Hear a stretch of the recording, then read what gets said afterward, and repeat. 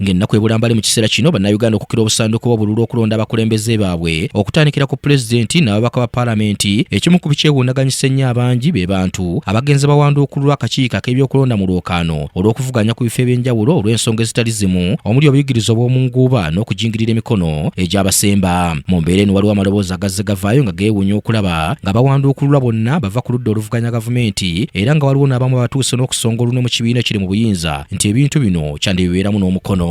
Ebitongole bya gavumenti waliwo abanene abali waggulu abalina osooka kuba akasimu ani asinga omusango. So kitegeeza nti bwabayo abakulu abakuba akasimu katusubire tebakakube ne mu high court. Wabula olwaleero amyuka ssaabawandiisi wa NRM Rosemary Namayanja ategeezezza nti balina wadde omukono mu nsonga zino. Ekyo ffe twagala okukkiriza nti buli ekikolebwa bakikola okusinziira mu tteeka erifuga ebyokulonda, era ffe ng'ekibiina tetutuula ne Electoral Commission kugigamba nti ono mumugjeemu oba ono temumuggyaamu. Obwo si buvunaanyizibwa bwaffe, obwo buvunaanyizibwa buli mu Electoral Commission, era bw'abanga omuntu tamatidde ku ekyo ekiba kibaddewo baddembe abantu abo okwekubira omulanga mu mbuga z'amateeka. Ono abadde atangaaza ku ngeri kakuyege wa ssentebe waabwe era akwatidde ekibiina bendera ku kifo ky'omukulembeze w'eggwanga Yoweri Museveni bw'atambuddemu okuva lwe yatandika. Ategeezza nti amaanyi ng'ekibiina ekiseera kyonna bagatadde ku kyakulaba ng'onaddamu okuwangulwa pulezidenti, kale nga obudde tebabadde nabwo obudda mu bintu ebirala. Ng'ekibiina obudde bwaffe bwonna mu kalulu kano bwakulaba nti tunoonya akalulu mu ngeri zonna ze tusazeewo okubanga ku rallies ne grassroots mobilization kyekitwalira obudde kyobulaba nawano ku kitebe ojja n'osanga nga tewaliiwo mukulembeze n'omu.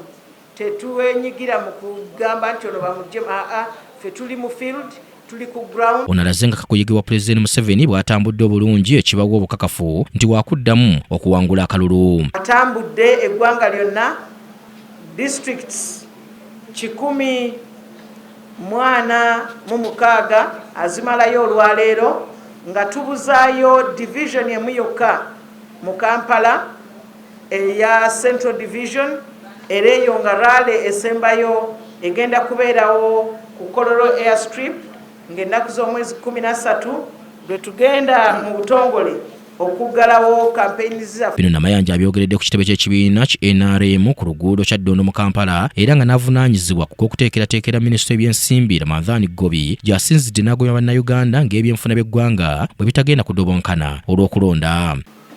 Inflation ya Uganda eri wansi mu mwaka gw'okulonda, era mbakakasa ejja kusigala nga eri under control.